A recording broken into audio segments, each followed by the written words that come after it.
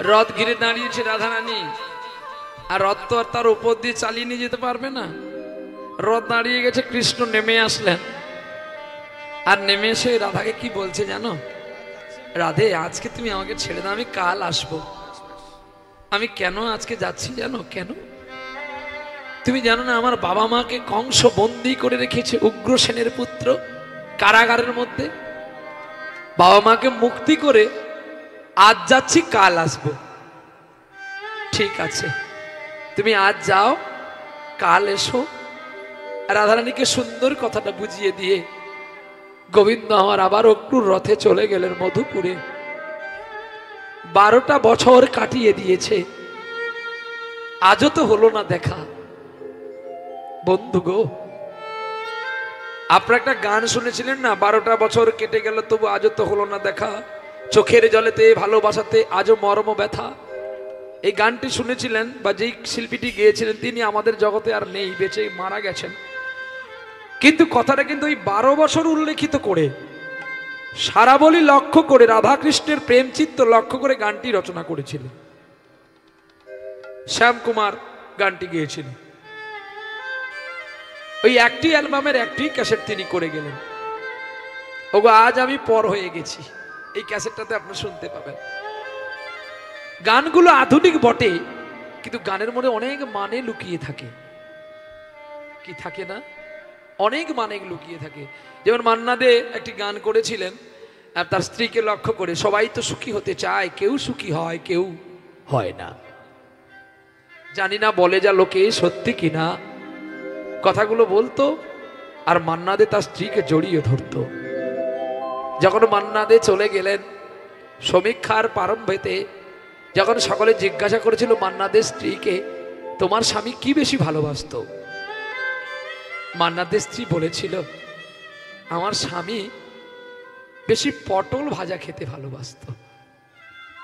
জানো, আমরা শিল্পী বটে, কিন্তু একদিন এমন হয়েছিল যে আমার ঘরে তখন অর্থ নেই। আমার মান্না দে বলছে, আমাকে একটু পটল দিলে না?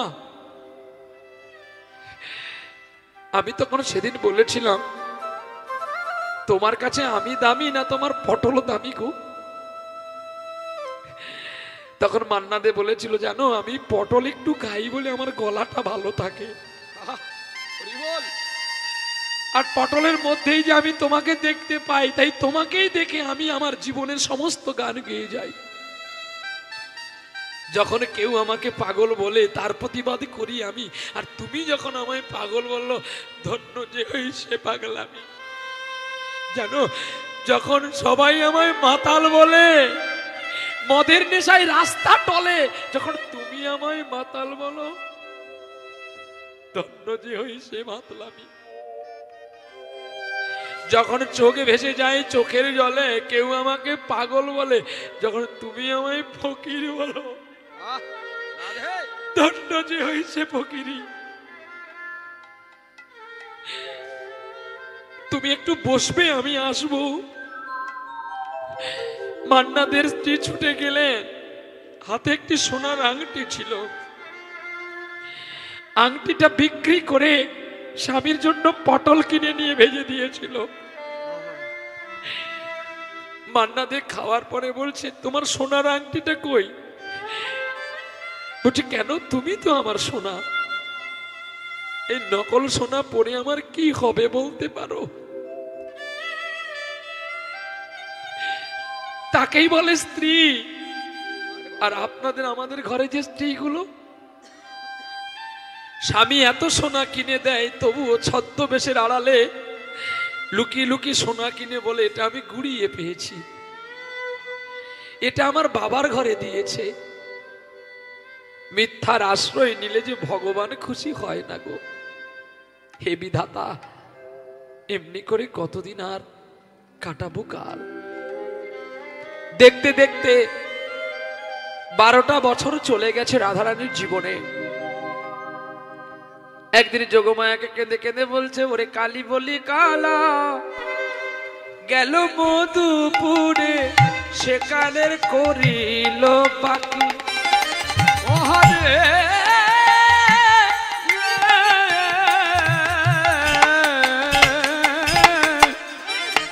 কালি বলি কালা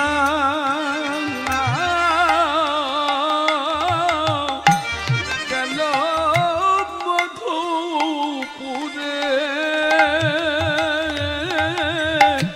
সেকালের কয়দিন বাকি।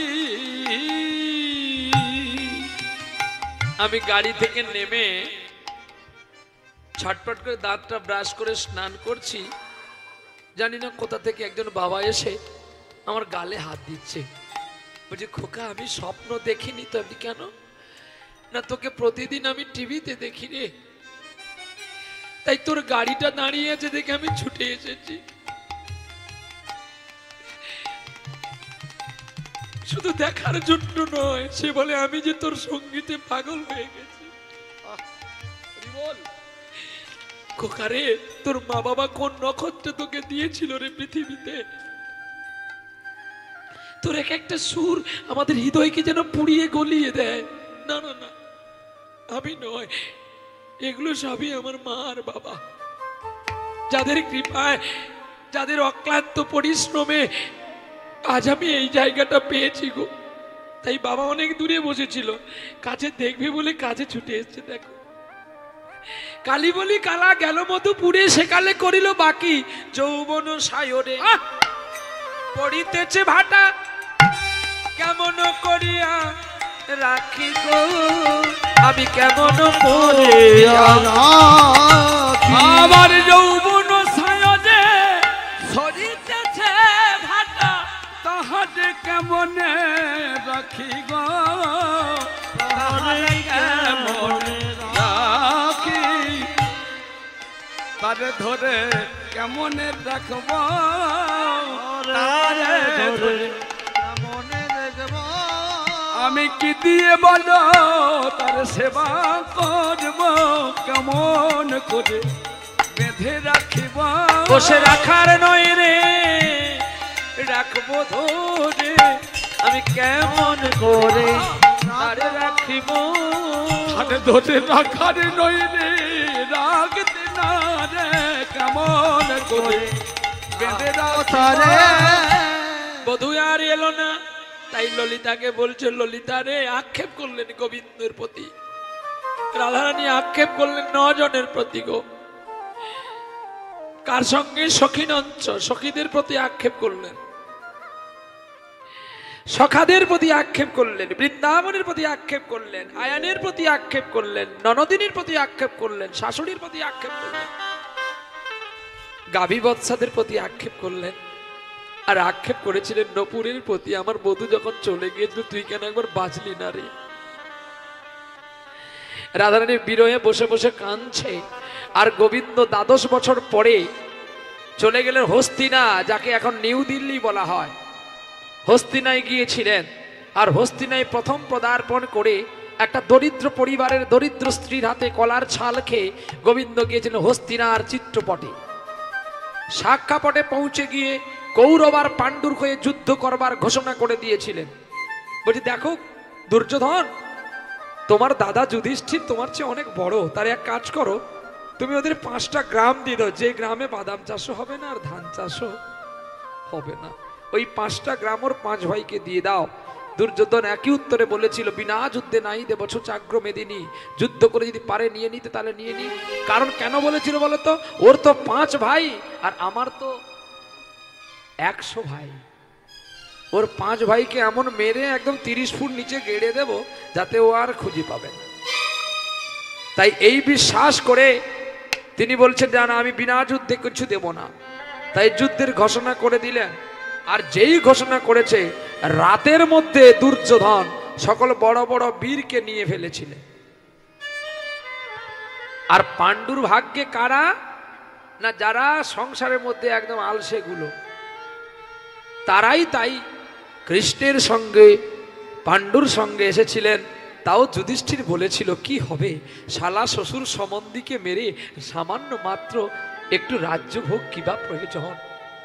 যুধিষ্ঠিরকে বলেছিল, জ্ঞান দিও না, উপদেশটা মেনে চলো, আমি যাহা বলি তাই করো দাদা, আজকে যখন তুমি কিছু সমাধান করতে পারলে না, তাই আমাকে সমাধানের রাস্তা দেখতে গেলে যখন মানুষকে বিনয় করে হয় না, তখন আমাকে সংগ্রাম মূর্তি ধরতে হয়। তুমি জানো আমার গীতায় কি লেখা আছে? যদা যদা হি ধর্মস্বর গ্লানির ভবতি ভারতম অভ্যুত্থানং অধর্মস্য তদাত্মানং সৃজম্যহং পরিত্রাণং সাধুনাং বিনাশায় তদুষ্কৃতং ধর্ম সংস্থাপনার্থায় সম্ভবামি যুগে যুগে। আমি অধর্মকে বিনাশ করি, ধর্মকে স্থাপিত করবার জন্য আমি যুগে যুগে অবতীর্ণ হয়ে যাই। তাই কৌরবের হয়ে না যুদ্ধ করে পাণ্ডুর হয়ে কৃষ্ণ যুদ্ধ করেছিল। কি করেছিল তো কৃষ্ণ যুদ্ধ?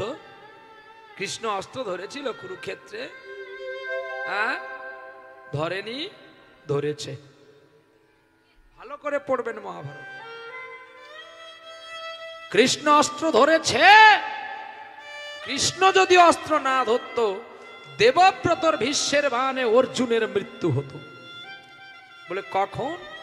দেখো না, চিত্রপটের ছবিতে দেখতে পাও না, দুর্যোধনের দেবব্রত ভীষ্মের বাণ ছুটে আসছে অর্জুনের বক্ষস্থল বিদীর্ণ করবে বলে, আর অমনি কৃষ্ণ রথের চাকাটা খুলে ওই বাণটাকে ধরেছিল, আর অর্জুন কৃষ্ণকে জড়িয়ে ধরেছে, আর এইভাবেই রথের চাকাটা ধরেছে। কেন জানো? যে বাণটি মেরেছিল অগ্নিবাণ, যে বাণে অর্জুন মারা যাবে। তবে কেন কৃষ্ণ ধরল না? কৃষ্ণের সারা অঙ্গ তো মহাসাগর, জলে ভর্তি। যত বড় আগুন হোক না কেন, আগুন ভয় পায় কাকে? জলকে। আবার জল ভয় পায় কাকে? কাকে গো, মনে আছে? জল ভয় পায় সূর্যদেবকে। আবার জল ভয় পায় কাকে? মুনিকে, ঋষিকে। অগস্ত্য মুনি খেয়ে নিয়েছিল না? ঠিকই তেমনি এই ভারতের বুকে আমরা প্রত্যেকে ভয় পাই, কেউ ভয় না পেয়ে থাকি না। তাই আজকে যখন এই ধরিত্রীর বুকে পতিত হলো কৃষ্ণ, ধর্মকে রাখবার জন্য তিনি বলেছিল আমি অস্ত্র ধরবো না, শুধু রথের চাকাটা খুলে অর্জুনকে রক্ষা করেছিল। আর অগ্নি বাণটাকে নিধন করে একটা নারী মূর্তি ধরে দাঁড়িয়ে গেলেন ভীষ্মের অগ্রগোচরে। কে? কৃষ্ণ নিজে। নারী মূর্তি মানে জানেন? শিখণ্ডী। এই শিখণ্ডীর কাহিনী অনেক বড় বাবা, সময় তো নাই যে বলবো। হ্যাঁ, কাশী রাজার 3টি কন্যা ছিল, অম্বা, অম্বিকা, অম্বালিকা। মহাভারত খুললেই আপনারা দেখতে পাবেন। একদিন স্বয়ম্বর সভা হয়েছিল। বীরের পুত্র বীর যে হইবে, 3 কন্যাকে ধারণ সে করিবে। শুনতে পেল মা গঙ্গা, শান্তনু মহারাজের স্ত্রী গঙ্গা, পতিত পাবনী গঙ্গে ভীষ্মকে ডেকে বলছে, পুত্র দেখছো না স্বয়ম্বর সভা হচ্ছে, তুমি যাও কাশী রাজার 3টি কন্যাকে তুমি আমার কাছেই আনো, আমি দেখবো তুমি বীরের পুত্র বীর কিনা, দেখবো তুমি কি শিক্ষা করেছো। তখন যাওয়ার সময় মাকে বলেছিল, মা আমি আনতে পারি, তবে তুমি আমায় কথা দাও আমি যে ওদের গ্রহণ করতে পারবো না। মা, আজ থেকে বিশ্বে যত নারী সকল আমার মা, আমি তো মাকে আর স্ত্রী রূপে গ্রহণ করতে পারি না গো জননী। সেটা পরের কথা, তুমি যাও। দেবব্রত ভীষ্ম গিয়ে দ্রোণাচার্য সকল বড় বড় বীর বসে আছে, আর অমনি শাল্যরাজের 3টি কন্যাকে ঘোড়ায় তুলে নিয়ে রথে তুলে নিয়ে আসলেন। বলছে, বীরের পুত্র বীর যে হইবে আমার যজ্ঞের ঘোড়া আটক করিবে। ভীষ্মের কাছে কেউ পারল না, কারণ ভীষ্ম ব্রহ্মচর্য। যার আছে জমা তার সারা জীবন ক্ষমা, যার নাই জমা তার নাই ক্ষমা। কি গো? তাই আজকে নবকুম্ভ কমিটি, এই রাধাকুঞ্জে এই যে নবকুঞ্জ কমিটি জমা রেখেছিলেন বলে তাই আজকে গোবিন্দের কাছে আজকে ইন্দ্রদেব হেরে গেলেন, পারলেন না। কারণ বৃষ্টি হওয়ার কথা আছে, কিন্তু হলো না। রাত্রেও প্রোগ্রাম হবে, দেখবেন, আপনারা আসবেন। কারণ ভগবান বলেন, আহং তৃষ্টা আমি বৈকুণ্ঠে যোগিনাং হৃদয় নচ। মদ ভক্ত যত্র গায়ন্তি তত্ত্ব তিষ্ঠামি হে নারদ। ওগো নারদ, যেখানে আমার পবিত্র ভক্ত আমার জন্য কাঁদে, আমার জন্য ভাবে, আমি কি তাদের জন্য না ভেবে থাকতে পারি গো? যেই বাড়িতে আমাদের থাকতে দিয়েছে ওই বাড়িতে একজন বুড়ো মানুষ বলছে, আমি 8 দিন বাড়ি যাইনি। যাবে কি করে? বাড়ি যা, আমি তোর বৌমাকে ভালো করে এখানে দিয়ে যাচ্ছি। শালা বুড়ো কাজ করার ভয়ে যায়নি, এখানে ফকটে ঘুরবে আর খাবে বলে বলে কিনা আমি কমিটিতে আছি। তার নিজের চলার ক্ষমতা নাই, সে ওখানে নাতিকে নিয়ে ঘুরতে হয় বলে যে 8টা দিন রেস্ট নিয়ে নি, তাই কমিটিতে খাচ্ছে আর ঘুরছে। কেউ যদি জল আনতে বলছে জল এনে দিচ্ছে। তাহলে এই মানুষটা যদি যমলোকে যায়, যমরাজ বলে তুই তো শুধু ছোলা মুড়ি খেয়েছি, জুলাপি খেয়েছি, চপ খেয়েছি, তুই তো কোনো কাজ করিসনি। ও মানুষটা তখন বলবে, যমরাজ আমি কাজ করিনি ঠিকই, কিন্তু আমি তো হরির কাছেই পড়েছিলাম। নিতাই গৌর হরি বল, হরি বল। আমি তো সংসার পরিত্যাগ করতে পেরেছি, আমি তো 8 দিনের সন্ন্যাসী হয়েছিলাম। গোবিন্দ, তুমি এবার আমাকে পার করো। কি গো, আজকে এই কমিটিতে যারা আছে দেখবেন সংসারে কি হচ্ছে তাদের আর খেয়াল নেই। বাড়ি গেলে স্ত্রী দাঁত খিচেনি দেবে, তোমার বোধহয় একার কমিটি দায়িত্ব, আর কারো দায়িত্ব নেই। কি হয় কিনা বলে কিনা আমি জানি না, তো প্রায় হয় ভাবে শুনতে পাই। কিন্তু তারা এই কটা দিন যে সন্ন্যাসী নিয়েছে গো, নিমাই চাঁদের মতো, আপনাদের মতো নরনারায়ণের সেবা দেবে বলে, আমাদের মতো পবিত্র অপবিত্র মানুষদের দুটো সেবা দেবে বলে তারা অক্লান্ত পরিশ্রম করে, রৌদ্রকে মাথায় করে, ঝড় বৃষ্টি সয়ে, গালি খেয়ে মন্দ খেয়ে এই অনুষ্ঠান করেছে। যমরাজ তাদের বলবে আগে টিকিট দিয়ে গোলকে পাঠা। এরা বেশিক্ষণ থাকলে নরকটাকেও আবার এরা বৈকুণ্ঠ বানিয়ে ফেলবে রে। হরি বল, হরি বল। আরে বাবা, তাই এই জায়গাটা হয়তো নরক ছিল, আজকে এই রাধা গোবিন্দ নবকুঞ্জ কমিটি এটাকে গোলক বানিয়ে ফেলেছে। দেখো, হ্যাঁ, নরকে কখনো হরিনাম হয় না গো, গোলকেই হরিনাম হয়। বলছি না রে খোকা, নরকটাই তখনই গোলক হয় যদি কেউ পবিত্র বৈষ্ণব হরিনাম গায়। নিতাই গৌর প্রেমানন্দে হরি বল, হরি বল। তাহলে এবার জানেন কুল পবিত্র জনমকিতার্থ বসুন্ধরা চ জননী চ ধন্য সারিকে ঝপতি নিষ্পিতর সিদেশাম বৈষ্ণব নাম দেওয়া। তাহলে আপনাদের এই গ্রামে কোনো বৈষ্ণব ছেলে জন্ম হয়েছিল যে এই অনুষ্ঠানটা প্রতিষ্ঠা করে গেছে, হয়তো আজকে তিনি আছেন কিবা নাই, তার জন্য আজকে আমরা সকলে উপভোগ করতেছি। হ্যাঁ, তার জন্ম ধন্য, তার মা ধন্য, তার বাবা ধন্য, তার 14 পুরুষ ধন্য, যার জন্য আপনারা আমরা সকলে উপবেশন করতে পেরেছি। তাই গৌর হরি বল, হরি বল, হরি বল। এমন করে ডাকলে তারে তবে পাওয়া যায়। আরে এমন করে ডাকলে তারে তবে পাওয়া যায়। এমন করে ডাকলে তারে তবে পাওয়া যায়। আরে এমন করে ডাকলে তারে তবে পাওয়া যায়। ওরে আকুলি কণ্ঠে না ডাকিলে তার দেখা নাই।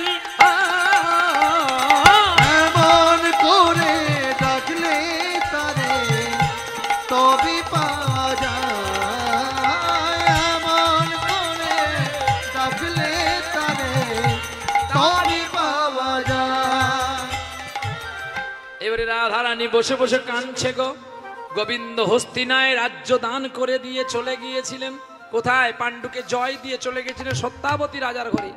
কোথায়? দ্বারকাতে। দ্বারকা চলে গেছে গো, দক্ষিণ ভারত দ্বারকা।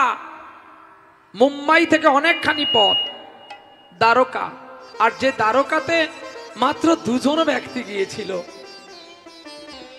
আর একজন ব্যক্তি রাতের বেলায় ভেট করেছিল বলে তার নামে হয়েছিল ভেট দ্বারকা।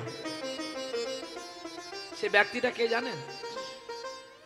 হ্যাঁ, ভেট করতে গিয়েছিল কে গো? হ্যাঁ, মীরাকে দ্বারকা কোথায় লেখা আছে? হ্যাঁ, মহাভারতে। মীরা বৃন্দাবনে থেকে গিয়েছিল দ্বারকা।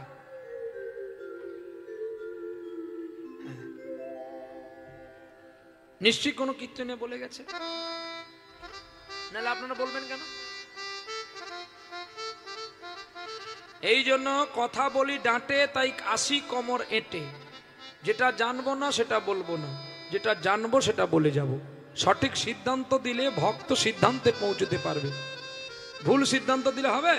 অনেকে তো বলে ভগবান নাকি সন্ধ্যে 7:41 জন্ম হয়েছিল। বলে তোর শালার বাপ জানে? ওই কীর্তনেদের বলবেন আত্মার জন্ম মৃত্যু যদি তোমরা ঘড়ি ধরে না বসে থেকে জানতে পারো, ভগবানের জন্ম তোমরা জানতে পারবে? হ্যাঁ, চৈতন্য মহাপ্রভুর জন্ম কীর্তনেরা বলে গেছে এই সময়, তখন ঘড়ি ছিল। বলে আমি নাকি MA পাস। তোর কি যে পাস তুই জানিস, তুই যে কি পাস সেটা ভক্ত জানে। বড় বড় ডায়লগ দিলে কখনো কীর্তনীয় হয়ে যায় না। কীর্তনীয় হতে গেলে রস বের করতে হবে। খেজুর গাছে কাটলে যেমন রস বের হয়, কীর্তনীয়ার নয়ন দিয়ে যদি না রস পড়ে, তাহলে তুই কাবু করবি কি করে, বশ করবি কি করে ভক্তকে? মহাপ্রভুর অস্ত্র ছিল, তার একটা অস্ত্র ছিল না, দুটি অস্ত্র ছিল। আপনারা জানেন কিনা জানি না, মহাপ্রভুর 4টি ছেলে আছে, এটাও আপনারা জানেন কিনা জানি না। জেনে রাখাটা ভালো, তবে না আজকে বলবো না, তাহলে আর কোনোদিন আপনারা আমাকে ডাকবেন না। এই দুটো সাবজেক্ট বাকি থাকুক, আবার যখন বুক করবেন আবার আসলে বলে যাব। টাকা দাও, তাহলে 2 পালা টাকা দাও। এই ম্যানেজার, আগে সে টাকাটা নিয়ে নাও মায়ের কাছ থেকে, তাহলে বলে দিয়ে যাব। আগে মাথা খারাপ, এত সোজা? মা আমি বড় হয়ে গেছি, তোর দুধের কথা আমি ভুলে গেছি। যখন ছোট ছিলাম তুই আমাকে মেরেছি, দুগ্ধ দিয়েছি, সে কথা আমি মনে রেখেছিলাম। এখন আমি বড় হয়ে গেছি না? না রে মা, আমি যে তোর কাছে সেই ছোট্ট রে। ছেলে যদি বুড়ো হয়ে যায় তবু মায়ের কাছে খোকা, খোকা ছাড়া যে কেউ তাকে বুড়ো বলে না রে। শোনো মা, মহাপ্রভু 4টি ছেলে, একজনের নাম সত্য, একজনের নাম ত্রেতা, একজনের নাম দাপর, আর একজনের নাম কলি। মহাপ্রভুর 4টি সন্তান, তাই সবচেয়ে বেশি কৃপা করলেন এই অধনা কলি যুগকে। এত কৃপা কোন যুগে করেনি। আচ্ছা বলুন, আপনাদের এই নবকুঞ্জে যদি 5 বার পুলিশ আসে, যদি ইউটিউবে ভাইরাল হয়, আর কেউ চাঁদা দিবে? হ্যাঁ কি না দেবে? বলে তাহলে কমিটি গন্ডগোল আছে।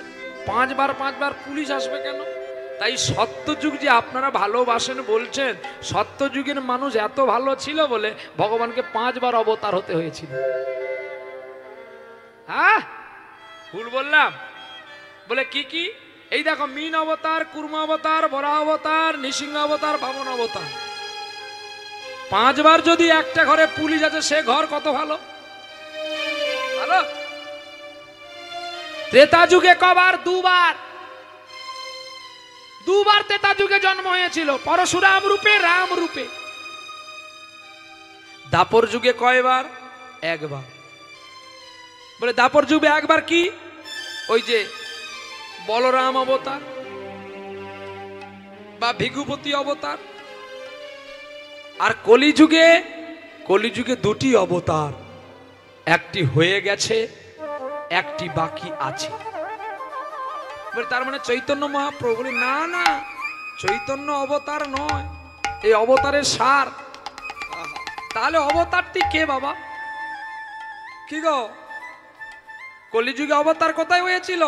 নিন্দসী যজ্ঞ বিদেরহ সূত্রী জাতং সদয় হৃদয় দর্শিত পশুঘাতম কেশবদিত বুদ্ধ শরীর জয় জগদীশ হরি।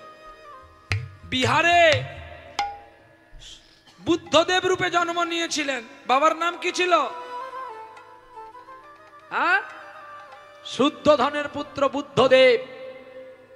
ওই বুদ্ধদেব নিন্দসী যজ্ঞ পশুঘাত করেছিল বলে তাই নিন্দা করে সকল মানুষ। তাই নিন্দার পাপ পরিষ্কার করার জন্য এইবারে আসবে একটি অবতারে, তিনি জন্ম নেবে বাংলায় নয়, বিহার নয়, ঝাড়খণ্ড নয়, রাঁচি নয়, টাটা নয়, জন্ম নেবে উড়িষ্যা সম্বলপুরে মনোহরপুর গ্রাম বিষ্ণু যশা ব্রাহ্মণের ঘরে। জন্ম নিয়ে তিনি যুদ্ধ করবে মৃচ্ছ নিধনে নিধনে করলসি করবালম ধূমকুতিমপি কিমপি করালম কেশবধীত কলকি শরীর জয় জগদীশ হরে। শ্রী জয় দেব কবে রুদিত মুদিত মুদার শূন্য দশপদ সুখদা সবধা সভাবসার কেশবধীত দশবিধি রূপ জয় জগদীশ হরে। আরে গৌরহরি, এই গৌর তো অবতারের সার। এই যে 10টি অবতার, এ 10টি অবতার নয়, 25টি অবতার হয়েছিল। কপিলেশ্বর একটি অবতার। চলো তাই গৌরহরি বল। তাহলে মিলে গেল, যেটা বাকি ছিল হয়েছে তো নাকি? না আর বাকি আছে কিছু? কি বাকি আছে? হ্যাঁ মা বলো মা। ভেট দ্বারকায় প্রবেশ করেছিলেন একমাত্র রামচন্দ্রের ছোট ভাই ভরত। বলে বাবা ভরত তো ত্রেতা যুগে, আর দ্বারকার লীলা তো দাপর যুগে, এখানে মধ্যে একটু গন্ডগোল হচ্ছে না। একদম সিদ্ধান্ত সঠিক। পূর্ব বৃত্তান্ত না জানলে সঠিক সিদ্ধান্ত আপনার জানতে পারবেন না। শুধু লক্ষণ ত্যাগ করেনি গো, ত্যাগ করেছিল ছোট ভাই ভরত। দাদার জন্য 14টি বৎসর পাদুকাটাকে মাথায় করে নিয়ে বসেছিল, কবে তার দাদা ফিরে আসবে। রাজ সিংহাসনে বসলেন না, তাই ভরত যখন ফিরে এসেছিল রামচন্দ্র দাদাকে চরণ ধুয়ে দিয়েছিলেন চোখের জল দিয়ে, আর বলেছিল দাদা আমার একটা বাসনা নাকি, না আর জন্মে আমি যেন তোমার বন্ধু হয়ে জন্ম নিতে পারি। রামচন্দ্র বলছে কেন রে? আমার মা যে পাপ করেছে, আমার বাবা যে পাপ করেছে, আমি প্রায়শ্চিত্ত করতে চাই তোমার কাছে। ভগবান রামচন্দ্র বলছে ভাই তুই রাজপ্রাসাদ নিবি না? না, আমি নিলে কি আর তোমার কাছে ছুটে যেতাম চিত্রকূট পর্বত পর্যন্ত? আমি শুধু তো তোমার চরণ চাই দাদা।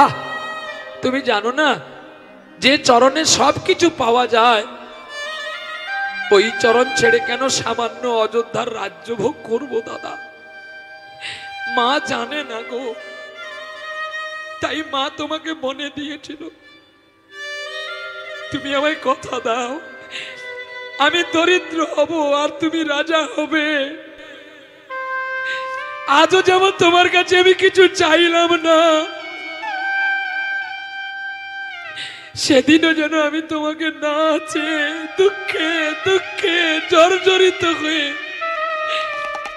আমি পাপের প্রায়শ্চিত্ত করে যেতে পারি। দয়াময় কথা দিয়েছিলেন গোবিন্দ, তাই হবে। জন্মের দিনে সেই ছেলেটার বাবা মারা গিয়েছিল, বাসক বিপ্র ঠাকুরের পুত্র সুদামা। ওই ভরত জন্ম নিয়েছিল অবন্তী নগরে মধ্যপ্রদেশে বাসক বিপ্রের পুত্র রূপে, যার নাম ছিল সুদামা বিপ্র।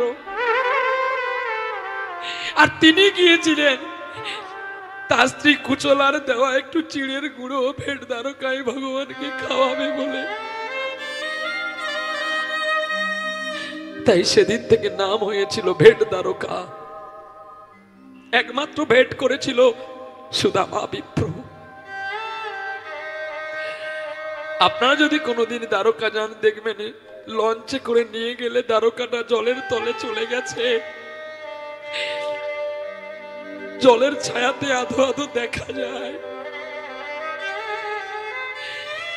কত বৈজ্ঞানিক গেছে গো দ্বারকাটাকে একটু ভেঙে নিয়ে আসবে, যারা গেছে তারা আর ফিরে আসে না। দ্বারকার যদি কয়েকটা ইট খুলে নেয় সারা ভারতবর্ষের ঋণ মুক্ত হয়ে যাবে। কিন্তু গোবিন্দ জানে তো যে আমি যদি ভেট দ্বারকা রেখে দিয়ে যাই ওরা সকলে আর আমাকে কেউ মানবে না, না দিলে তখনই মানবে। ছেলে যদি বাবা যদি ছেলের জন্য অনেক কিছু রেখে যায়, হয় ছেলে মানুষ হবে, না হলে ছেলে ফট্টন্টি হবে। বাবার যা রেখে গেছে তাই করে খেতে পারবো না, এই করে করে ছেলে কিন্তু নষ্টর পথে ছুটে যাবে। আর বাবা যদি না রেখে যায় ছেলে মেহনতি করে বড় হতে পারবে। নিতাই গৌর হরিবল হরিবল। তাই দ্বারকার পথে যখন গোবিন্দ গমন করলেন সকল কিছু পরিত্যাগ করে দিয়ে, এদিকে নারদ দেবর্ষি বিনা বাজাতে বাজাতে যখন বৃন্দাবনে এলো, বৃন্দাবনে এসে দেখে শ্রীরাম সখা পটের একা কানতেই আছে গো। শ্রীরাম সখা পটেতে একা শ্যামের মূরতি করে, আর পাকা পাকা ফল লইয়া বলে, কানাই খাদে খাদে পাকা পাকা ফল লইয়া বলে, কানাই খাদে খাদে শ্রীরাম সখা পটেতে জাকা শ্যামের মূরতি করে। বাবা সখা ঢেকিরি বা করে নারদ নামলেন গো। ভগবানের প্রিয় সখা ছিলেন শ্রীরাম, আর চিত্রপট ধরে কাঁদছে আর পাকা ফল নিয়ে বলছে, খারে কানাই খেনে না রে বলে যাই রে কানাই তুই খেলে না রে, আমি কত অপরাধ করেছি রে, আয়া রে কানাই খেজে জানা রে, তোরে এত ফল দেব না রে, আয় রে কানাই খেজে জানা রে। নারদ বলছে, তাহলে গোবিন্দ বোধহয় এখানে আসেনি, আমি একবার বৃন্দাবনে গোকুলে যাই। হেকির বাহনে যখন গোকুলে গেলেন, আর যশোদার নন্দরাজা অন্ধ হয়ে গেছে গো, আর কেঁদে কেঁদে বলছে গো, যশোদা আমার কাঁদিয়ে গেছে ব্রজের কানাই দ্বারাবতীর দেশে। আমার খাটি যে গেছে ব্রজের কানাই দাদাবতীর দেশে। ও গো সারা গোকুল কেঁদে আকুল, ওরে নয়ন জলে ভাসে আমার হারিয়ে গেছে ব্রজের কানাই দাদাবতীর দেশে আমার হারিয়ে গেছে ব্রজের কানাই কানাই দাদাবতীর দেশে। ওরে নাই রে সেতার হাতের বেনু, ওরে নাই নিধুবন, নাই রে ধেনু, ওরে এমন করে কি আমার ব্রজের গোপালে মানায় রাজার বেশে। আমার হারিয়ে গেছে ব্রজের কানাই দাদাবতীর দেশে। আমার হারিয়ে গেছে ব্রজের কানাই তারাবতীর দেশে। ভগবান কৃষ্ণের কথা কানতে কানতে যখন চিন্তা করলো, এখানেও তো আমার গোপাল নেই, তাহলে নিশ্চয়ই রাধারানীর কাছেই আছে। আর যখন ঢেকির বাহনে যা পটনগরে যখন গোবিন্দের কাছে পৌঁছে গেলেন রাধারানীর সঙ্গে বিজাতে, যখন পৌঁছে গেলেন নারদ গিয়ে দেখে গো রাধাই ধুলোয় পড়ে কাঁদছে, আর গোবিন্দকে বলছে গো, গোবিন্দের কথা চিন্তা করছে। আর ওই যে ভমর গুলো গুনগুন করেছিল তাদেরকে ডেকে ডেকে বলছে, ভমর কইয়া গিয়া শ্রীকৃষ্ণ বি ছেদে আনলে,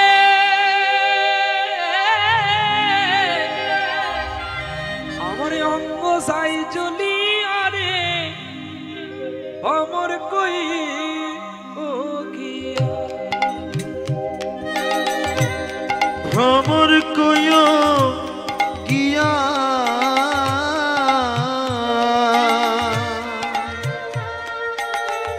শ্রীকৃষ্ণ বিচ্ছেদের অনলে,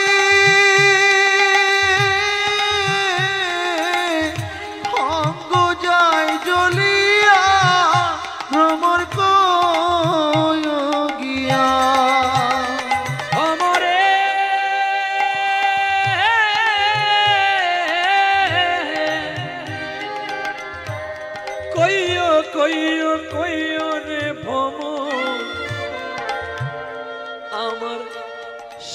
কৃষ্ণে বুঝাই না পড়ায় রাধায় অঙ্গরে নদীও ভাসিয়া রে ভ্রমর কইও গিয়া ভ্রমর কইও গিয়া শ্রীকৃষ্ণ বিচ্ছেদের অনালে অঙ্গ যায় জ্বলিয়া ভ্রমর কইও গিয়া কইও কইও কইও রে বাবু আমার শ্রীকৃষ্ণে বুঝাই না পড়াইও আমি যেদিন মারা যাব তোরা আমার দেহটাকে পোড়াবি না রে আমার দেহটাকে যমুনার জলে ভাসাবি না রাখবি কৃষ্ণ তমালের ডালে যদি কোনোদিন আমার গোবিন্দ এই পথে আসে আমার মৃত দেহটা তো দেখতে পাবে রাধারানী ললিতা বিশাখা চম্পকলতা সকলকে বললেন গো আমি কত পাপ করেছিলাম রে তাই আমার বধূকে আজকে আমি হারালাম কইও কইও কইও রে ভবু আমার কৃষ্ণের বুঝাইয়া না পড়াইও রাধা মরি নদীও ভাসিয়া ভ্রমর কইও গিয়া ভ্রমর কইও গিয়া শ্রীকৃষ্ণ বিচ্ছেদের অনলে অঙ্গ যায় জ্বলিয়া ভ্রমর কইও গিয়া ভ্রমরে কইও কইও কইও রে ভ্রম কৃষ্ণের বোঝাইয়া মই রাধা ময়রা যাব রে কৃষ্ণ হারা হইয়া ভ্রমর কইও গিয়া বিদায় গৌর হরিব ভ্রমর কইও গিয়া क्या बात সেদের অনলে অঙ্গ যায় জ্বলিয়া ভ্রমর কইও গিয়া ভ্রমরে ভ্রমণ কইরো গিয়া বারে বা এইরূপ করে ডাকতে হবে রে সোনা এইরূপ করে ডাকলে রে ননদ তবেই তো তাকে পাওয়া যায় না ডাকলে কি তাকে পাওয়া যায় চুপ করে বসে থাকলে কি তাকে পাবি ডাকতে হবে রে ডাকলেই তাকে পাওয়া যায় কৃষ্ণ কাঁদছে দ্বারকায় বসে রাধা কাঁদছে বৃন্দাবনে বসে নারদার বিলম্ব করলেন না ঢেকির বাহনে চললেন দ্বারকা সভাতে আর যেই দ্বারকায় পৌঁছে গেছে অমনি কৃষ্ণ ছুটে আসলো গো আমার দ্বারকা পবিত্র হয়েছে বাঞ্ছা কল্পতরুভশ্চ কৃপা সিন্ধুভ্যয় এবচ প্রতিতানাং পাবনেভ্যো অনন্ত কোটি বৈষ্ণবেভ্যো নমো নমো ওগো বৈষ্ণব ঠাকুর আমার দয়ালো সাগর এ দাসে করুণা করু দয়া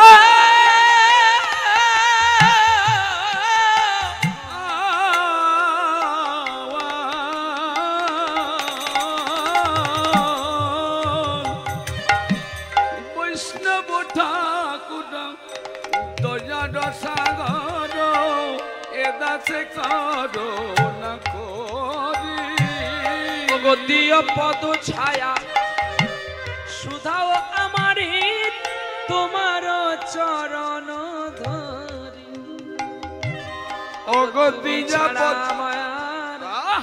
আমার কে আর আছে বলো বলো তুমি ছাড়াই আমার কে বাজাছে যেই বৈষ্ণবকে চরণ ধোয়াতে গেল নারদ বলে তোমার জ্ঞান আছে আমি তোমার চাকর আর তুমি চুপ করো নারদ আজকে আমি তোমার চাকর তুমি আমার নারায়ণ আমি তোমার দাস আমায় করতে দাও আর অপরাধী করো না নারদ তুমি কোন পথে আসলে গো কেন বৃন্দাবন দিয়ে বলো না আমার মা কেমন আছে গোবিন্দ কেঁদে উঠলেন নারদ বলছে তোমার মা এত সুন্দর আছে যেটা ভাবনার অতীত কল্প আমি জানি তোমার মা ভালো থাকবে আমি নেই মানে কি বললে তুমি গোবিন্দ তুমি নেই তোমার মা ভালো আছে তবে আমি তো বললে তো তোমায় বিশ্বাস করবে না তুমি একবার গিয়ে দেখে আসো যাও তোমার বৃন্দাবনে তোমার মা কেমন আছে তোমার বাবা কেমন আছে আর তোমার সখাগণ তোমার গাভী বৎসা তোমার শ্রীমতী রাধারানী কেমন আছে দেখবে যাও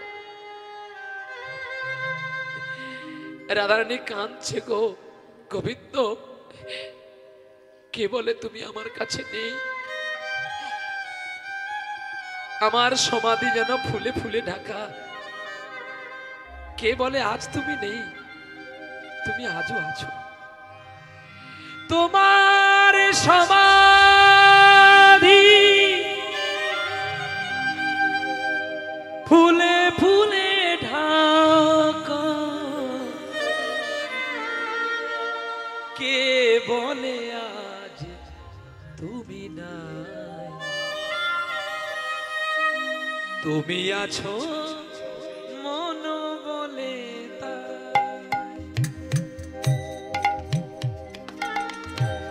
তুমি আছো মন বলে তা তোমার সমাধি ফুলে ফুলে ঢাকা কে বলে আর তুমি না তুমি আছো মন বলে তাই তুমি আছো মন বলে তাই সুরের আড়ালে তুমি ঝরালে গো অভিমানী ভালোবাসারে আদালতে কেন তুমি ভুলে যাও ঝরি ঝরি ফুলে ফুলে আজও আছো সুরে মন বলে আজও আছো তুমি তোমার সমাধি যেন ফুলে ফুলে ঢাকা কে বলে আজ তুমি না তুমি আছো মন বলে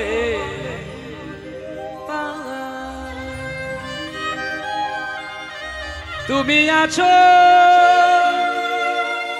মন বলে তাই তুমি আছো মন বলে মন বলে তাই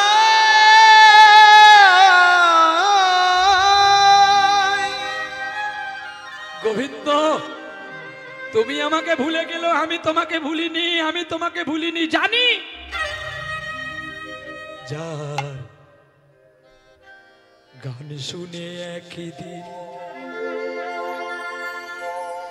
আমি কণ্ঠে পরালাম মালা, আজি আমাদের কাছে হতে তোমার বিদায় নেওয়ার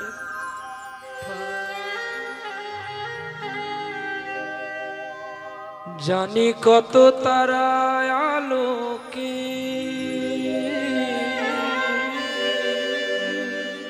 মনে রাখে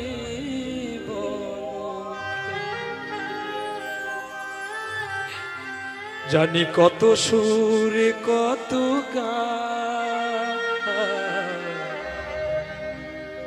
ভেঙে যায় মন মনে রেখো জেনে রেখো আজ এই শেষ গান, এই শেষ গান, এই শেষ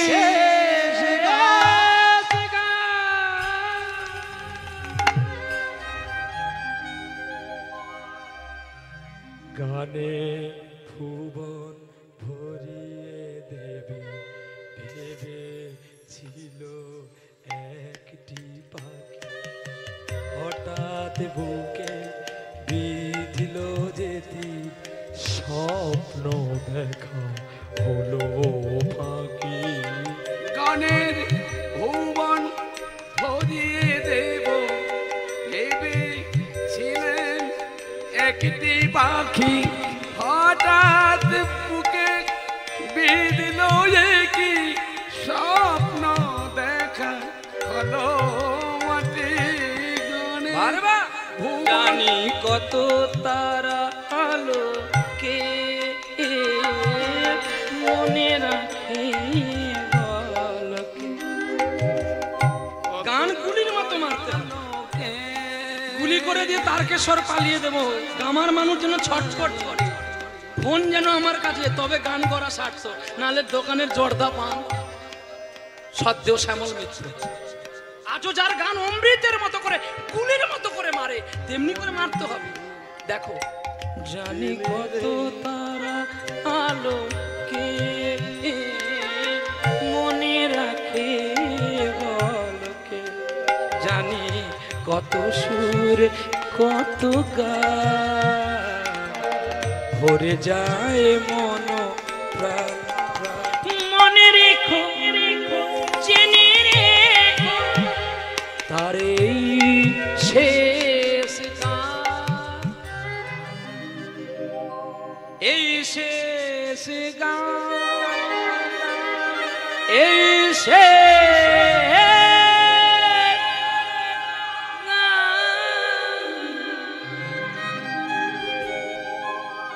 রাধারানীর চোখের জলে পাগল হয়ে গেল বৃন্দাবন।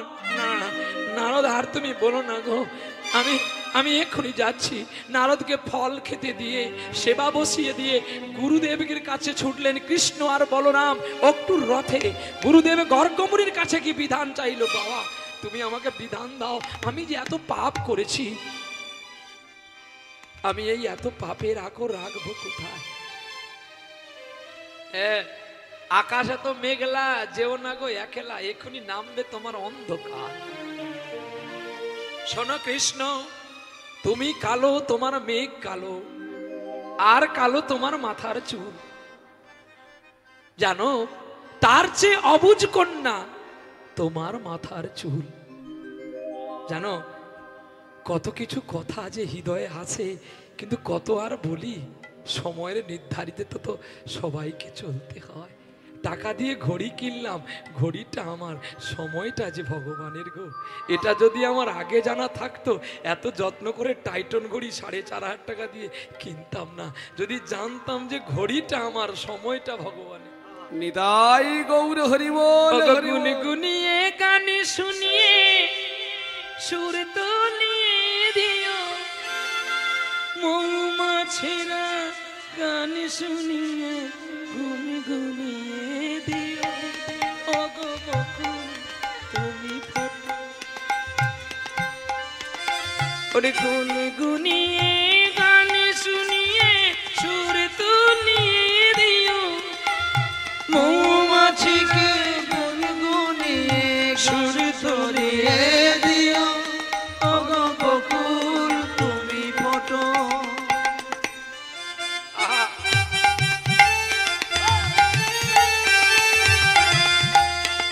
মৌমাছিরা গুনগুনিয়ে সুর ঝরিয়ে দিও ওগো বকুল তুমি ফোটো।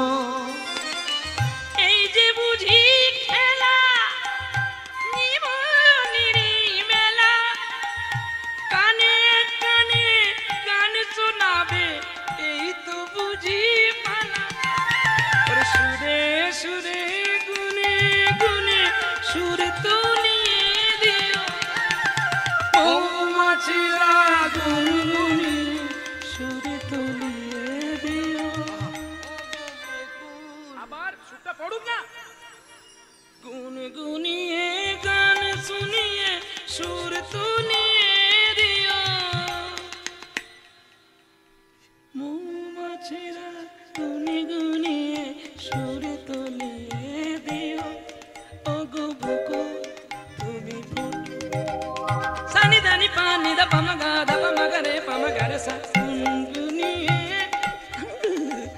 সুর তুলিয়ে দিও মৌমাছিরা গুনগুনিয়ে সুর ঝরিয়ে দিও ওগো বকুল তুমি ফোটো। বিশ্বাস রাখো শিল্পীর প্রতি। কিছুদিন আগে এখানে এসেছিলাম, তোমরা বলেছিলে না যে এইখানে আসছো, এখানে আসলে কি ভালো লাগবে। আমি সেই প্রহ্লাদ নিত্য নতুন খাবার খাই, কালকের গান আজকে খাই না, নিজে দাঁড়িয়ে গান রচনা করে গিয়ে যাই। কারণ জন্ম যখন আমার হয়েছিল নিশ্চয়ই আমার বাবা সুর নিয়ে বসেছিল, আর সুরের ছন্দে আমার ঠামি আমার নাড়ি কেটেছিল। আমি মুহূর্তে মুহূর্তে সুরকে সৃষ্টি করে গাইতে পারি, এটা আমার ভগবান আমাকে দিয়েছে। তাই তোমরা ভয় পেও না, কালকে যেখানে গান করেছি আজকে এই গান গাইবো না। দেখে নাও অ্যালবামে, যদি ইউটিউব থাকে, ওইখানে যে গান গেয়েছি এখানে সে গান নাই, আর এখানে যে গান গাইছি ওখানে সেটা নাই। এইবারে গর্গমুনি বলছে, শোনো গো কৃষ্ণ, তোমার কাছেই আমার কথাই আছে, তোমায় দানব্রত যজ্ঞ করতে হবে দ্বারকার সবার কাছে। দানব্রত? হ্যাঁ গো কৃষ্ণ, শোনো পুত্র, তোমাকে দানব্রত যজ্ঞ করতে হবে, আর তোমার হাত দিয়ে প্রভাস নদী মুক্তি পাবে। কেন বাবা, তুমি জানো না পূর্বে সত্যযুগে সুতপা মুনির পুত্রকে হাঙরে খেয়েছিল বলে, তাই সুতপা অভিশাপ করেছিল এই প্রভাস নদীকে। কি অভিশাপ করেছিল না, প্রভাস নদীকে অভিশাপ করেছিল যে তোর জলে তো কুকুরে পেশাব করা দূরের কথা, মানুষে স্নান করা দূরের কথা, কুকুরেও পেশাব করবে না, তুই অপবিত্র থাকবি। যখন প্রভাস নদী সুতপার কাছে বিনয় করে বলেছিল, বাবা তুমি তো অভিশাপ দিলে, মুক্তি আমি কি করে হব না, যবে কৃষ্ণ অবতারে এসে যজ্ঞ করবে সেদিন তুই মুক্তি পাবি। আহা, আর সেই অপেক্ষায় বসে থাকে কে গো, বিরহ যমুনা। গঙ্গায় আমার মা,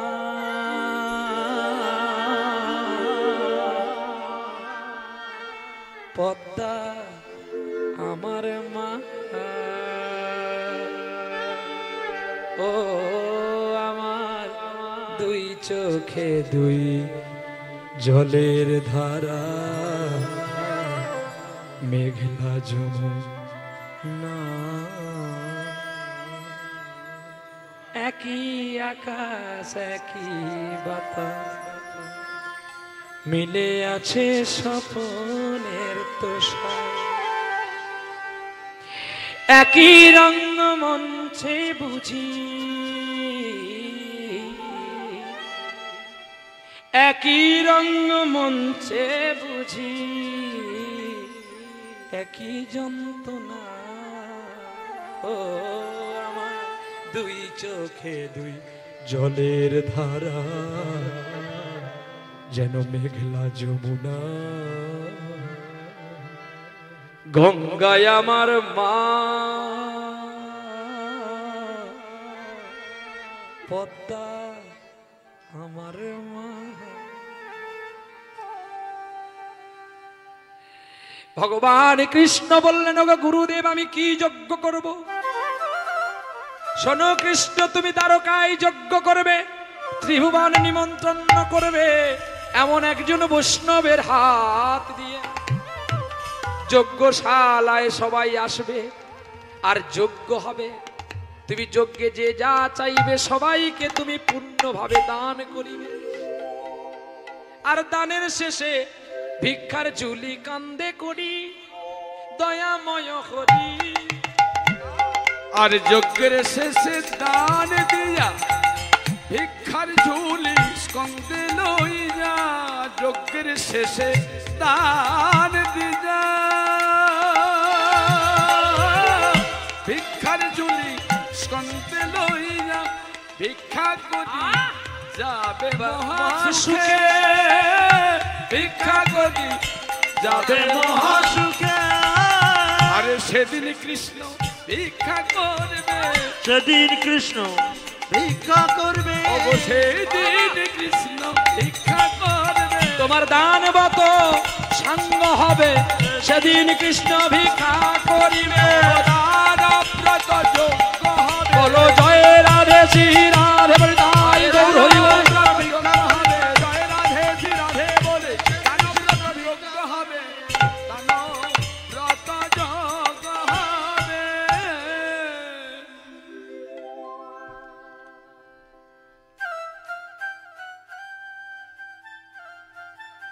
কৃষ্ণ বলছে, আমি তাই করব গুরুদেব, কিন্তু যজ্ঞের তো একজন মূল মানুষ দরকার হবে।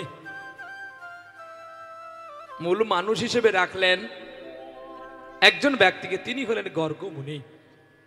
আজকে আপনাদের এই কমিটিতে যারা গর্গমুনি, গর্গমুনি কৃষ্ণের গুরুদেব গর্গমুনি, গর্গমুনি মূল ছিলেন, আর সকলে তার পাশাপাশি ছিলেন সকল গুরুদেব।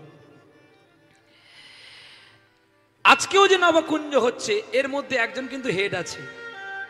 কি আছে তো? যাকে আপনারা সকলে মানেন না, চড়িয়ে কথা বলেন।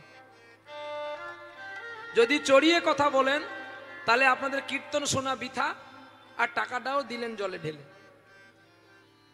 একদম সত্য, মিথ্যা বলবো না।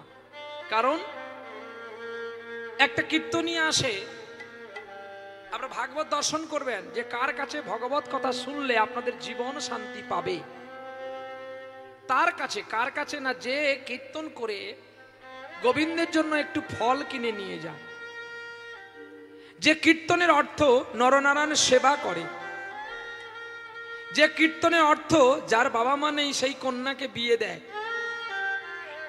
যার অর্থ, যার কীর্তনের অর্থ যে ছেলে অপারেশনে টাকা লাগিয়ে দেয়, যে কীর্তনিয়ার কীর্তনের টাকা নিয়ে নরনারায়ণকে সেবা দেয়, বস্ত্র দেয়, অন্ন দেয়, তার কীর্তন করা সার্থক। আর নালে 1 কোটি টাকার বাড়ি বানাবি, মোবাইলে ফেসবুকে দিবি, তোকে কতগুলো ভাষা লোকে বলেছে একবার ভালো করে দেখবি। বাড়িতে একটা হরি মন্দির নাই, ভগবানের মন্দির নাই, ওই জন্য বেঁচে থাকতে এক মুঠো ভাত দিলি না মায়ের মুখে, মরলে নিমন্ত্রণ করে খাওয়াও পাড়ার লোকে। সে দান তো নবগ্রামের মানুষ কেন, গামার মানুষও করতে পারে। রাগ করবেন, কাছে করবেন, আমি পালিয়ে গেলে গালি দিবেন না, তাতে আমি শুনতে পাবো না। গালি দিলে মারলে আমার কাছে মারো, এখন কাছে আছি। কে গিয়েছিল জানেন? নজরুল সঙ্গীত। এখনো কাছে আছো তাই তো বোঝো না আমি যে তোমার কতখানি প্রিয়। জীবনে যদি দ্বীপ জ্বালাতে নাই পারো, মরণ সমাধি পরে নাই একটা জেলে দিও।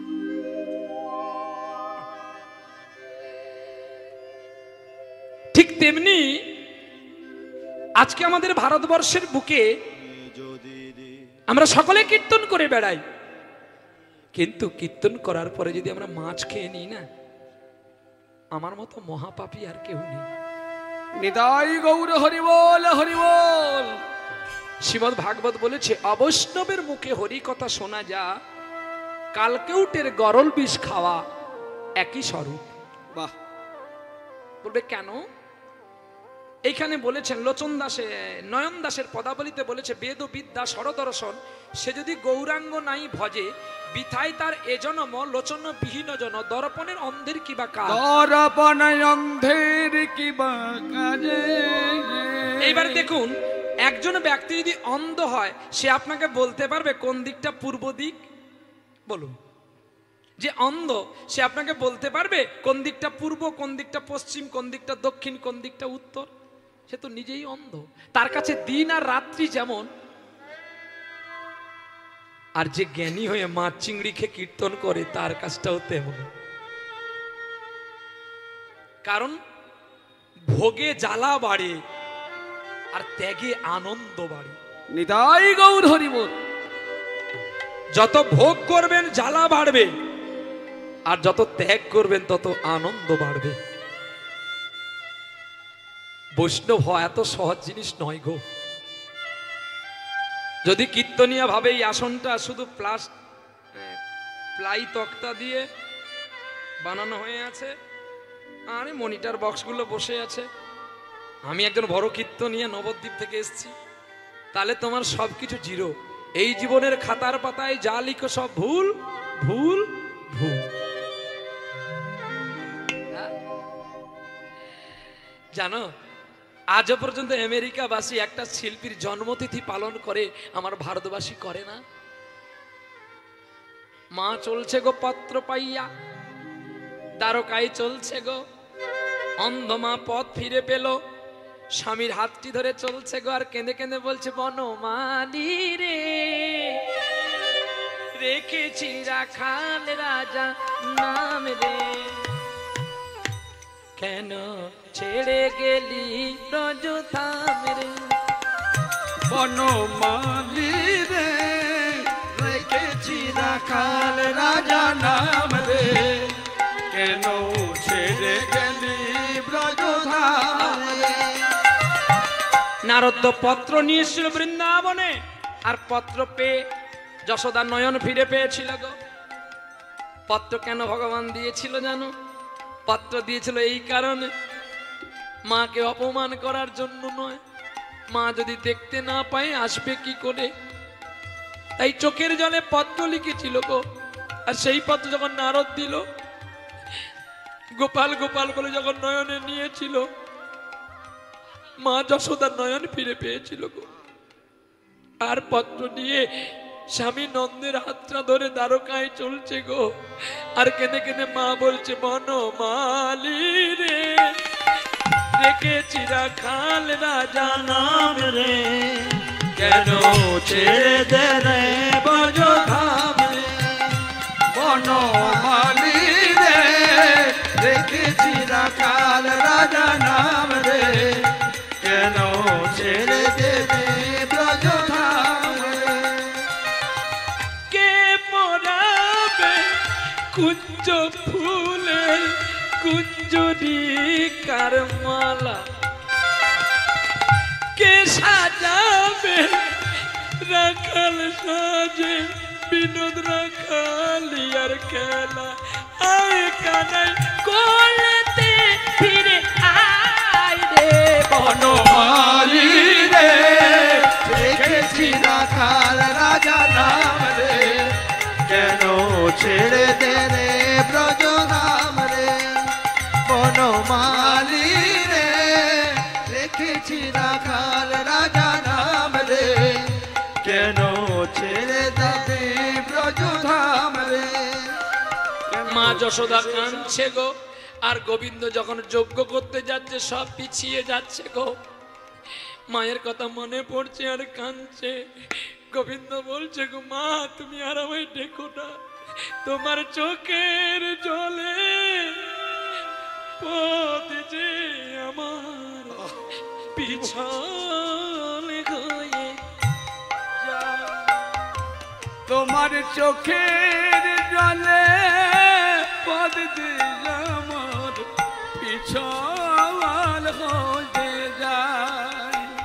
তুমি আমান করি আর দেখো না আমায়, তোমার চোখের জলে পথ যে আমার পিছল হয়ে যায়।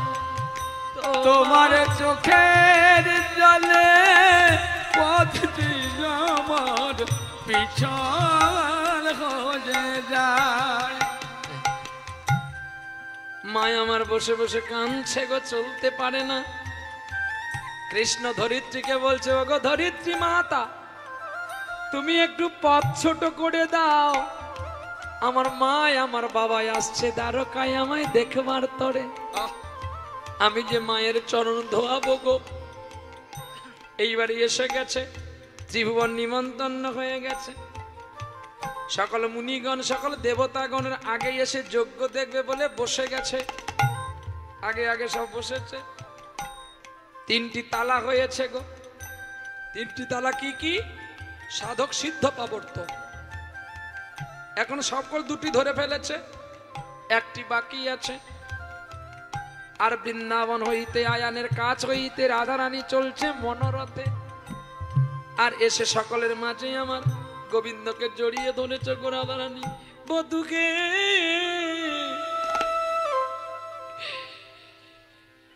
কেন বলিব আমি, বধু হে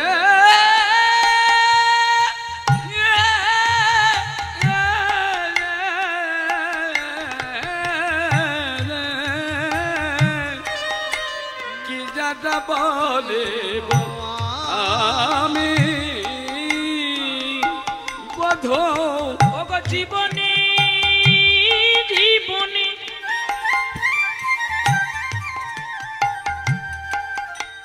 ওগো বধূ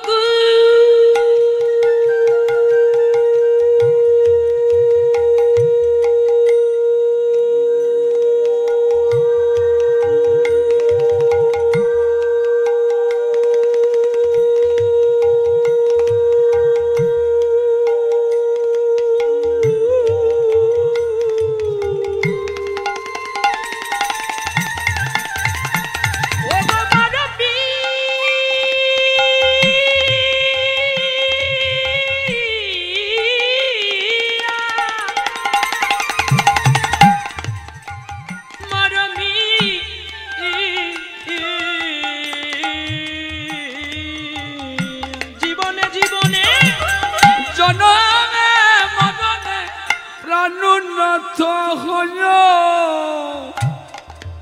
তুমি গো।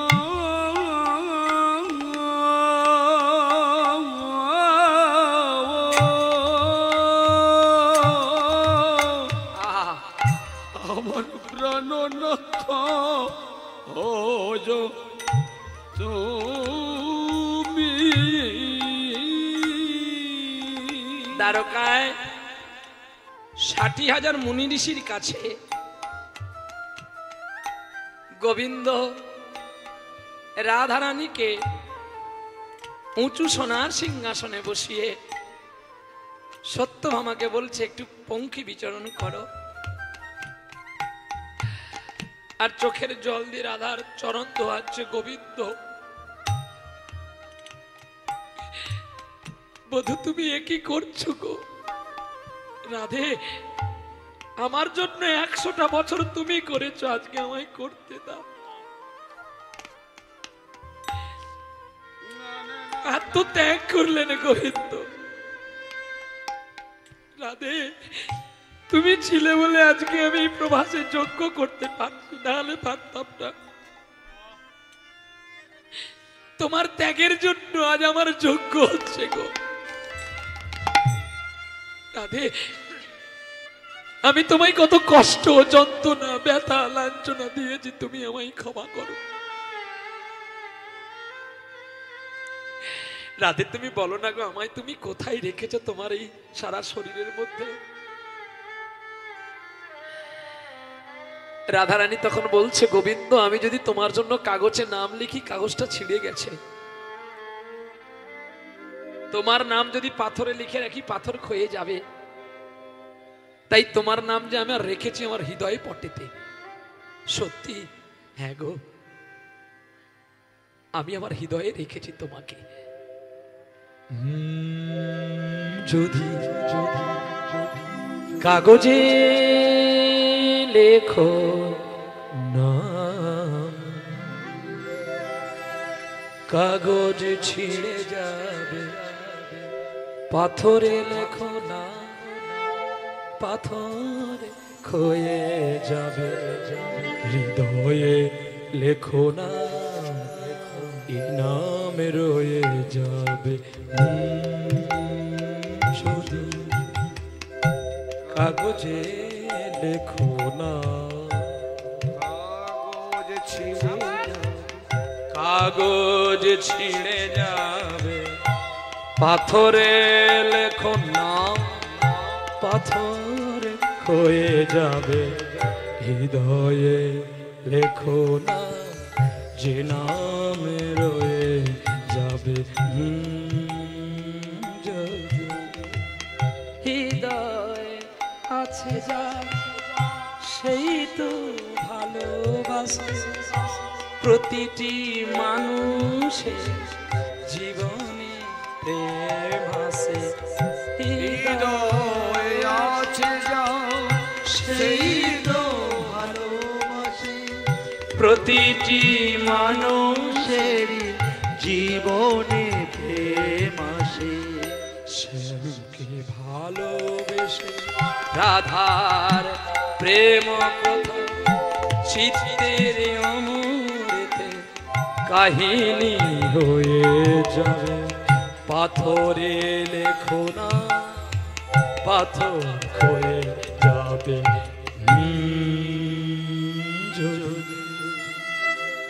কাগজে লেখো না।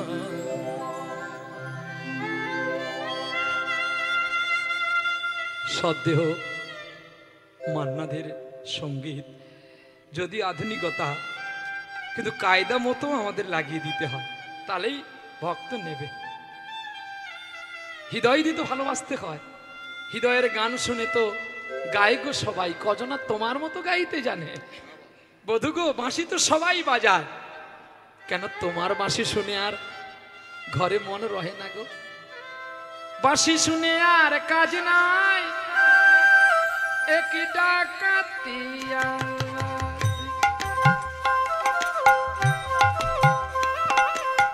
বাঁশি শুনে আর কাজ নাই, আজ ডাকাতিয়া বাঁশি।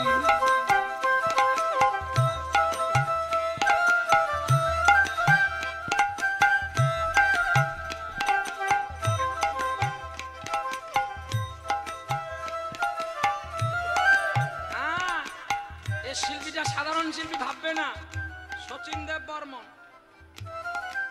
বাঁশি শুনে শোনো গো দক্ষিণা, যেই গানটা গেয়েছে ওই শিল্পীটি। বাঁশি শুনে আর কাজে নাই, এক ডাকাতিয়া বাঁশি। দিন দুপুরে ডাকে সে তো রাতেও তো কথা নাই, ডাকাতিয়া বাঁশি।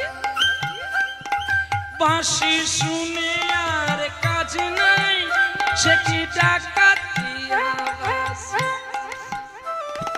বাঁশির সুরে মন ভরালা, বধূ এখনো কাছে আসছে না, দূরে দূরে রয় গো বধূ, কেন আমার কথা শুনে না।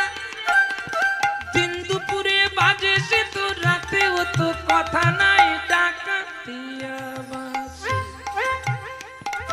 বাঁশি শুনে আর কাম নাই, ওকে ডাকাতিয়া। সানি দানি পানি দা পামা পামা গা গা গা গা রে গা রে রে সা সা। বাঁশি শুনে ওকে ডাকাতিয়া বাঁশি, ওকে ডাকাতিয়া বাঁশি, ওকে ডাকাতিয়া বাঁশি। বাঁশি রে বাজিতে জানো না। যজ্ঞ সম্পূর্ণ হয়ে এসেছে, রাধে গো তুমি বসো আমি আসি। এই বলে রাধা রানী কে বসিয়ে দিয়ে গোবিন্দ যজ্ঞ শুরু করে দিয়েছে। আর এদিকে যশোদা আর দেবকী তার ছেড়ে দিয়ে বললে পড়ে, দাদিরা সবে প্রহার করে। গোবিন্দ ছুটে এসে মাকে জড়িয়ে ধরেছে। মা, ও মা, মা গো মা। মহারাজ, মহারাজ এ কি করছেন? এ একটা ভিখারি, একে ছুঁয়ে দাও, ছুঁয়ে না, ছেড়ে দাও, ছেড়ে দাও। ঠিক বলেছো গো, তোমরা কি জিজ্ঞাসা করেছো, জানতে ইচ্ছা করেছো এ আমার কে? আমার জানতে ইচ্ছে করে মাগো, জানতে ইচ্ছে করে। সৃষ্টির আগে তোকে ডাকতো কি নাম ধরে? আমার জানতে ইচ্ছে করে মাগো, জানতে ইচ্ছে করে মামার, জানতে ইচ্ছে করে মাগো, জানতে ইচ্ছে করে। প্রেম যদি দিলে মাগো আমার এই অন্তরে,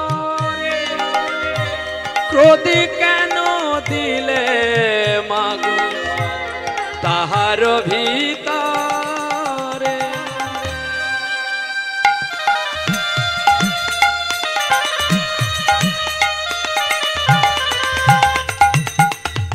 প্রেম যদি দিলে মাগো এই অন্তরে, ক্রোধ কেন দিলে মাগো তাহার ভিতরে? দয়াময়ী তারা তুমি, ভাবতে ইচ্ছে করে আমার, জানতে ইচ্ছে করে আমার মাগো।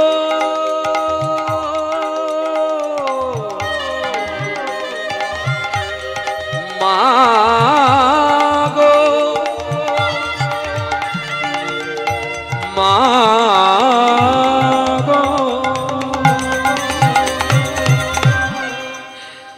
মা কাঁদছে আর গোপাল কাঁদছে গো। আমি জানি রে কৃষ্ণ, আমি জানি রে গোপাল, ছোটবেলায় তোকে আমি নবনীর জন্য বেঁধে মেরেছিলাম বলে না, আর বলো না মা, জীবনটা যে আমার একটা মরুভূমি হয়ে গেছে গো। আমি পিপাসায় শুধু জল একটু চেয়েছি মা।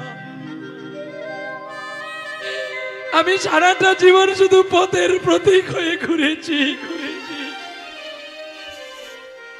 জানো মা, যখন জীবনটা আমার মনে হয় একটা ব্যর্থ আবর্জনার মতো, আমি তখন মনে হয় গঙ্গায় ঝাঁপ দিই, নাই রেলের লাইনে ছুটে কি আমার এই মাথাটাকে নষ্ট করে দি মা। কে জানো তখন আমায় কি বলে জানো? আমি তো তোর কাছে আছি রে, তুই কোথায় যাবি খোকা?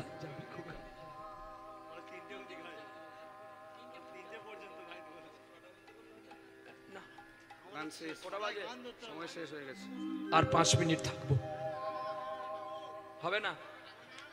লোভ ভালো, অধিক লোভ ভালো না। আমি বলে দিচ্ছি বায়নার সময় আজকে তারকেশ্বর যেতে হবে, খাওয়া হবে না, ছুটতে হবে।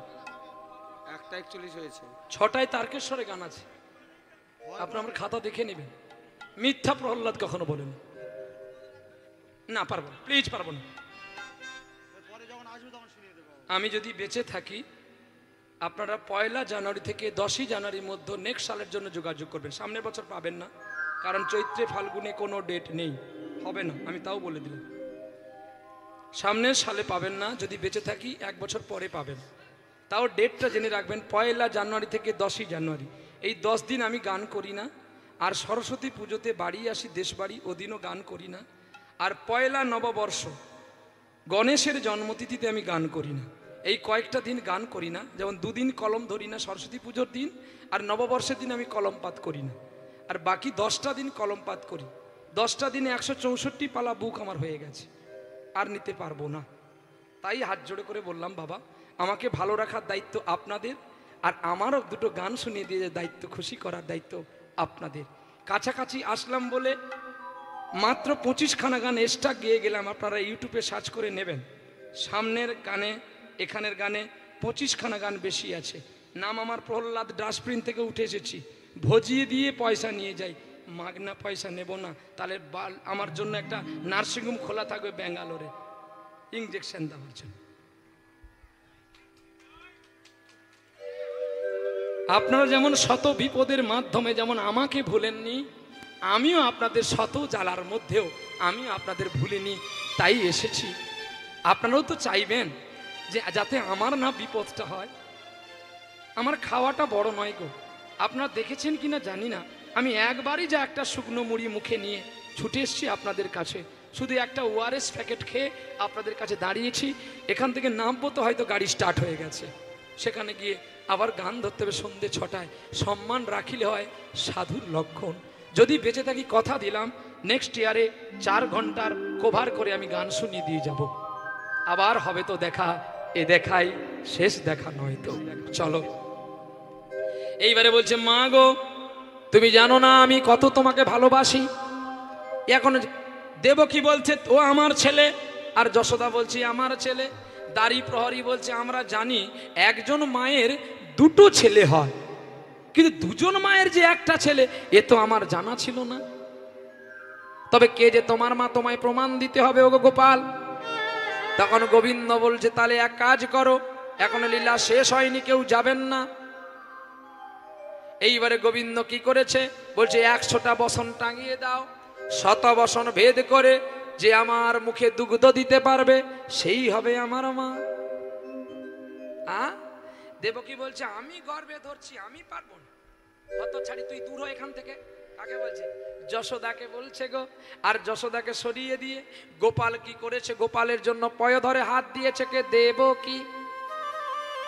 আর দেবে বাকি আছে বাকি বকি শস্ত ন ধরে, করবে দেবকী শস্ত ন ধরে, বসন ভেদি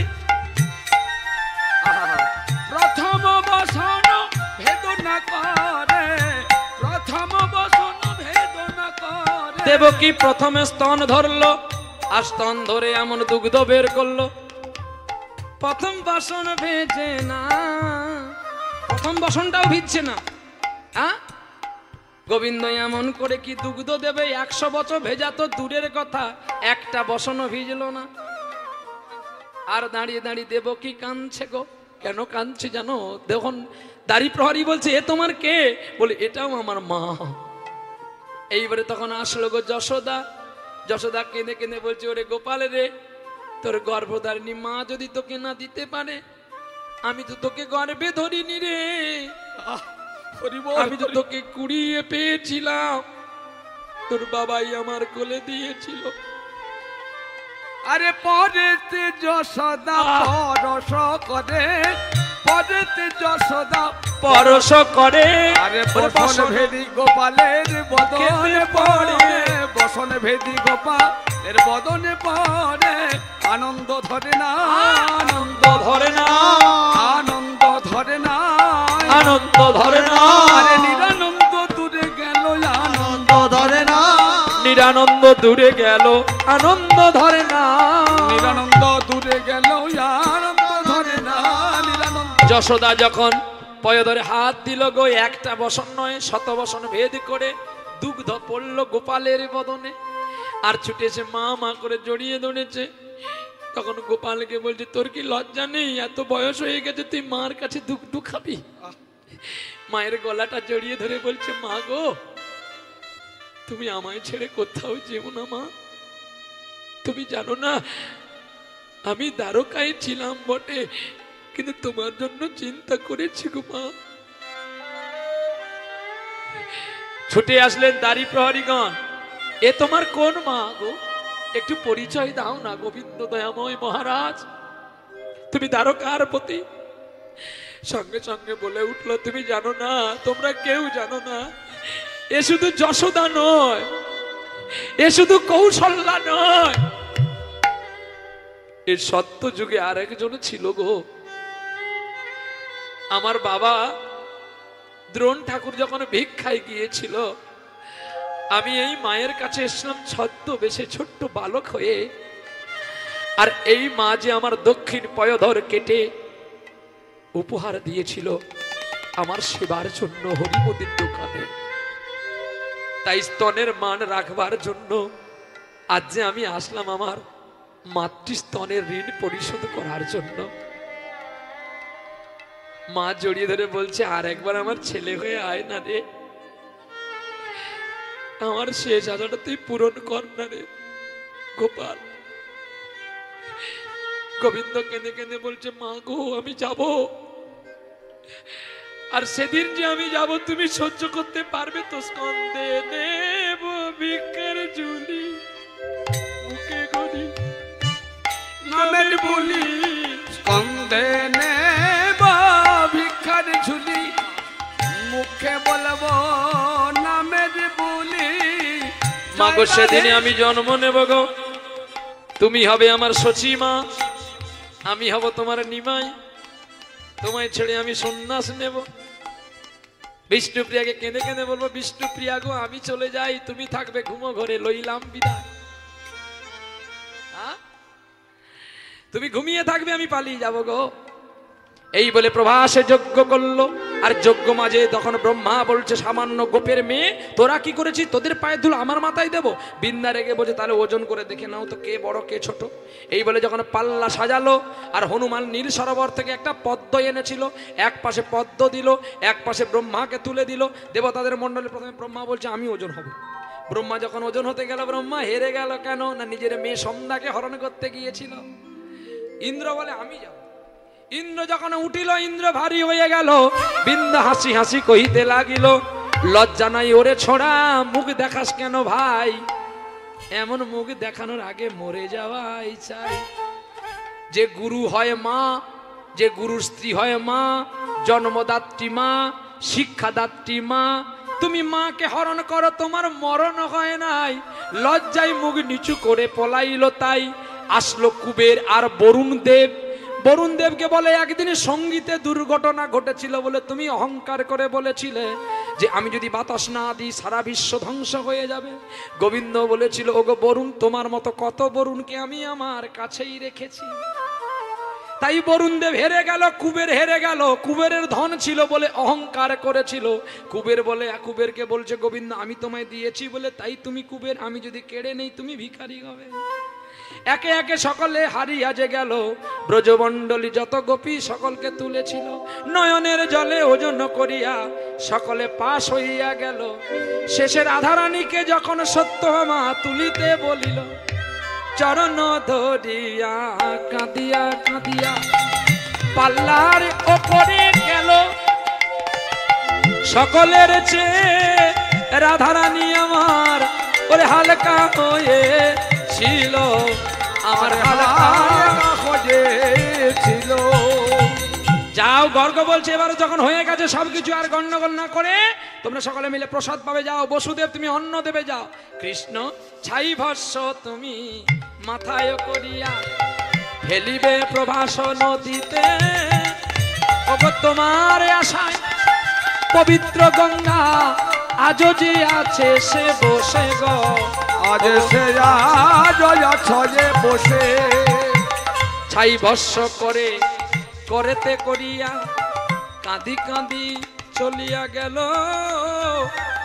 কৃষ্ণের ছাইতে অপবিত্র প্রভাস নদী পবিত্র পাইল গো, আজ পবিত্র পাইল। ভিক্ষার ঝুলি কাঁধে করি কৃষ্ণ ভগবান, নগর ভিক্ষা করে দেখো রাখে যে প্রমাণ। গর্গ মুনির কথা মতো ভিক্ষা করেছিল। এবার চাঁদ বদনে সবাই মিলে হরি হরি বলো, এইখানে রাখিলাম কীর্তন নামের লহরি। একবার পূর্ণিত বদন ভরে সবাই বলো হরি হরি। হরে কৃষ্ণ হরে কৃষ্ণ কৃষ্ণ কৃষ্ণ হরে হরে, হরে রাম হরে রাম রাম রাম হরে হরে।